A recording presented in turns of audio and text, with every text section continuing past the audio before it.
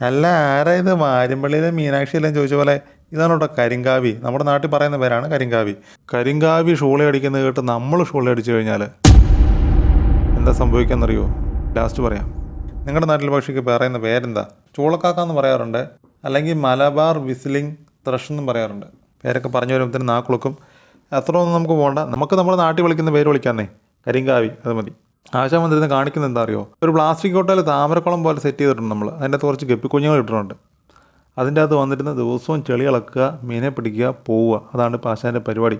ഞാൻ ഈ സാധനത്തിന് ആദ്യമായിട്ട് കാണുക. നമ്മൾ ഷോളെ അടിക്കത്തില്ലേ, വിസിലടിക്കത്തില്ലേ, അതേ രീതിയിലാണ് ആശാൻ്റെ കരച്ചിൽ കേട്ടോ. നെറ്റിയിൽ ഷെയ്ഡ് ശ്രദ്ധിച്ചോ? നല്ല ഡെൻസായിട്ടുള്ള ബ്ലാക്ക് കളറും നെറ്റിയിൽ ഒരു നീല കളറിൽ ഉള്ള ഷെയ്ഡും ഉണ്ട്. അത് ചിറകിൻ്റെ സൈഡിലുണ്ട് കേട്ടോ.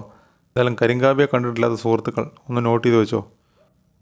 അപ്പോൾ കരിങ്കാവിയെ കണ്ടിട്ട് നമ്മൾ ഷോള അടിച്ചു കഴിഞ്ഞാൽ ഒച്ച കേൾക്കും, ഒച്ച.